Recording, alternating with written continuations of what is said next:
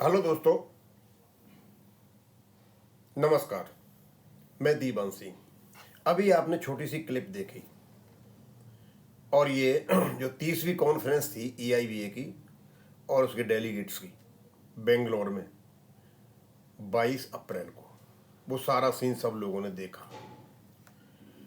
अब इस सीन को हर व्यक्ति ने अपने अपने हिसाब से देखा। मैं अपने हिसाब से देखूंगा, आप अपने हिसाब से देखोगे, और उसके बाद क्या क्या डेवलपमेंट हुए उसकी जानकारी हम देना चाहते हैं। एक तो जितने भी यहाँ पे ये लोग हुड़दंग मचा रहे हैं, मैं ना तो इनका सपोर्ट करता हूँ ना इनका ऑब्जेक्शन करता हूँ, लेकिन जितने भी लोग यहाँ हुड़दंग मचा रहे हैं सब खाते पीते और सारे नेता नजर आ रहे हैं। यानी इन लोगों को अपनी पॉलिटिकल पोस्ट बचानी है, अपनी रिकॉग्निशन, अपनी इमेज, अपनी पॉपुलैरिटी मेंटेन करनी है। इससे इनको कोई मतलब नहीं है कि जिनके लिए ये हैं और जिनने इनको बनाया है ये उसके लिए क्या करेंगे। और एक ही ग्रुप है, ऑफिस पीरियड भी एक ही है, सिर्फ और सिर्फ पोस्ट हत्याने के लिए ये इनमें झगड़ा हो रहा है। वेंकटचलम चाहता है कि कोई मेरा चमचा बने, दूसरे लोग चाहते हैं कि हम इसको हत्याएं, और इनमें झगड़ा हो गया। ऐसा झगड़ा हुआ कि इनका चुनाव तक नहीं हो पा रहे, भाग गए। अब उसके बाद क्या डेवलपमेंट हुआ, तो हमारे साथी जो भी थे एक्टिविस्ट हैं वो चाहते थे कि दीवान सिंह यार इसका थोड़ा सा एक वीडियो बनाओ हल्का सा, और इनकी रिपोर्टिंग करो कि इनके चुनाव भी होने वाले हैं, ये कर क्या रहे हैं ये। क्योंकि पेंशनर्स तो वास्तव में ही अपनी समस्याओं से जूझ रहे हैं, उनकी दुर्दशा है। और ये सिंगला वाला जो केस है, इन्हीं लोगों की वजह से जो दिखाई दे रहे हैं ना सारे ये नेता, इनकी वजह से ही चंडीगढ़ में बिगड़ा था, और आज भी इन्हीं की वजह से। यदि इंटरेस्ट लेते तो ये समस्या नहीं होती। तो पहली बात तो ये है कि मैं बताना चाहूँगा कि वेंकटाचलम की नैया डामाडोल है। इलेक्शन नहीं हुआ, इलेक्शन के भाग आए, और ये 22 तारीख को होता है ये। उसके बाद वेंकटाचलम एक चाल चलता है, मैंने देखा हेलो बैंकर्स पर। अब ज़्यादा तो नहीं बताऊंगा, एक लाइन देखी मैंने, लेटेस्ट न्यूज।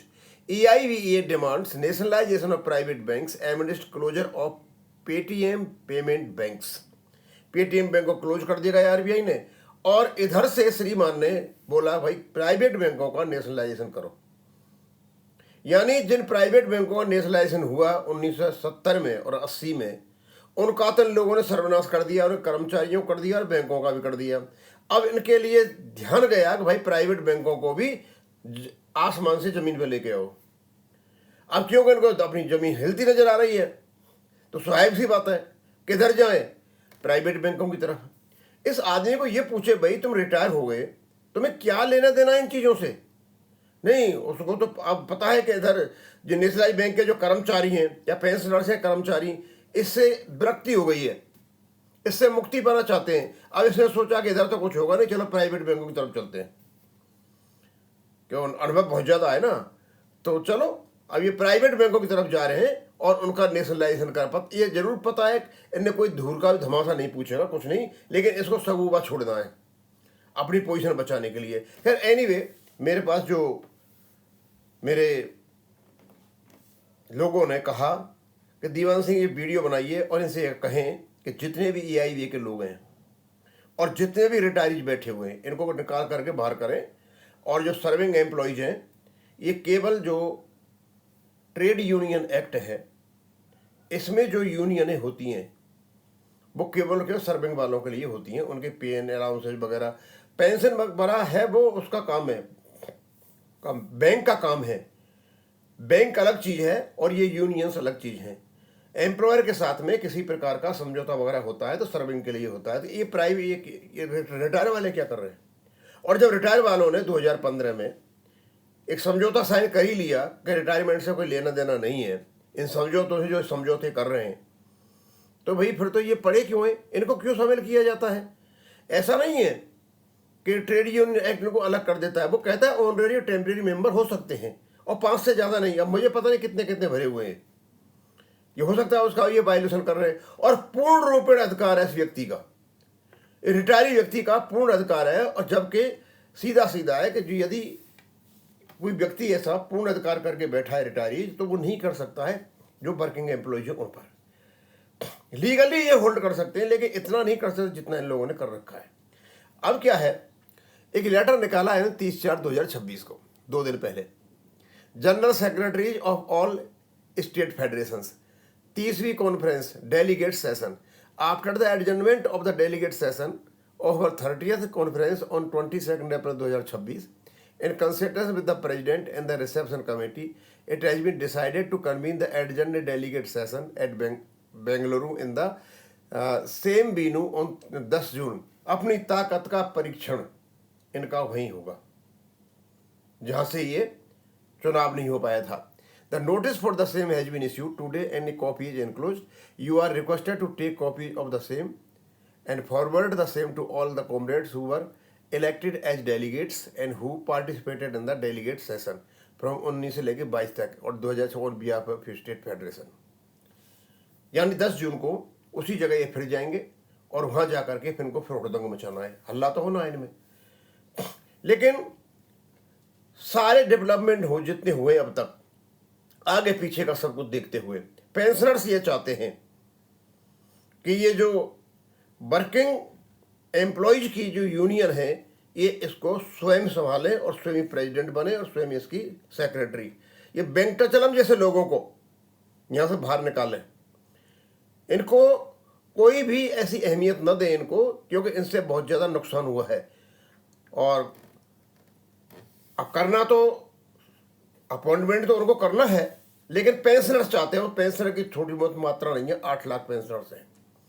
सारे पेंशनर्स ये चाहते हैं कि ये जो कब्जा करके बैठे पॉलिटिकल पार्टीज बना लिए इन्होंने यूनियन की, जो पॉलिटिकल पार्टी नहीं थी, ये किसी काम के लिए थी, इनको एक झटका दिया जाए, इनको बाहर निकाल किया जाए। जब इनका मतलब ही नहीं है पेंशनर्स से, तो पेंशनर को क्यों रखा हुआ है आपने अपने यहाँ पर ऑफिस बना करके। एक्ट मना नहीं करता, लेकिन जिस प्रकार की इनकी गतिविधियां रही हैं और एक्ट के विरुद्ध जो गतिविधियां ये कर रहे हैं, ये 5-5 लाख तक का जो पैसा है वो मतलब बाहर पैसा भेज दे देते हैं फिलिस्तीन को, तो भाई ये तो सारी की सारी एंटी नेशनल एक्टिविटीज है, पूरी एक्ट तो अलाउ नहीं करता। तो ये जितने भी लोग हैं, जितने भी जा रहे हैं, हमारे जो पेंशनर्स ये चाहते हैं कि डेलीगेट जितने भी हैं इसका डिसीजन लिया जाए, और केवल प्रमुख पोस्टों पर या डिसीजन लेने वाली पोस्ट हैं वह केवल और केवल सर्विंग एम्प्लॉयज बैठे। यदि वहाँ पर पेंशनर्स का कोई लेना देना नहीं है तो कम से कम इनको वहाँ से निकालें। वहाँ से ये निकलेंगे तो स्वाभाविक सी बात है कि ये जो ड्यूअल जो बेनिफिट उठा रहे हैं उसको नहीं उठा पाएंगे और पेंशनर्स के मुद्दे सही तरीके से उठ पाएंगे। मैंने किसी से पूछा कि भाई 2015 में जो एग्रीमेंट हुआ था, यह करने का अधिकारी थे या बैंक ऐसा मैंडेट दे सकती थी कि आईबीए को बैंक ऐसा मैंडेट दे ही नहीं सकती थी। तो अब ये समझ में नहीं आ रहा है, क्योंकि बैंक तो एक स्टैट्यूटरी बॉडी है, वो सर्विंग के साथ भी है और नॉन सर्विंग के साथ भी है, क्योंकि स्टैट्यूटरी रेगुलेशन को लागू करना है। फिर इन्होंने जो 2015 में नो कॉन्ट्रैक्चुअल लायबिलिटी का जो क्लॉज डिस्कस किया था वो किसके मैंडेट से किया था? आईबीए ने। बैंक तो ये मैंडेट नहीं दे सकते और आईबीए बिना मैंडेट के काम नहीं कर सकता क्योंकि नॉन स्टैट्यूटरी बॉडी है। तो फिर इनको किसने दिया? कहीं ऐसा तो नहीं है कि ये चंडीगढ़ हाई कोर्ट का जो फैसला आया था 2015 में उससे प्रोत्साहित होकर के इन्होंने ऐसे ऐसे काम किए, उनको देखेंगे उन्हें क्या क्या काम करके बैठे हैं, जिससे कि इनको मतलब मॉनेटरी फायदा भी हो और पेंशनर्स को गड्ढे में डाल दिया जाए, इनकी बैंक पेंशन अपडेशन नहीं हो। और मुझे लगता है ये इनका जो स्पेशल अलाउंस है, कहते तो ये है कि बेसिक पे को काट करके अलग बनाया गया, लेकिन मुझे नहीं लगता कि इसको बेसिक पे को काट अलग बनाया गया। जब ये आश्वस्त हो गए पूर्ण रूपेण कि अब पेंशन अपडेशन नहीं होगा हाई कोर्ट की जजमेंट के अनुसार, तो जो पैसा बैंक पेंशन का हो था उस पैसे की इन लोगों ने बंदरबांट की है और इस पैसे की बंदरबांट अभी तक पीएलआई के रूप में की जा रही है। और इसीलिए ये अभी संग्रह साहब वाले केस से घबराए हुए हैं, क्योंकि जो आगे आने वाले सीजीआई साहब हैं उनको तो मान मर्यादा रखनी है, सुप्रीम कोर्ट की न्याय की मान मर्यादा रखनी है, जुडिशरी स्वतंत्र है। उन्होंने जो कुछ बोला your argument are irrelevant, if you have not paid you have to पे।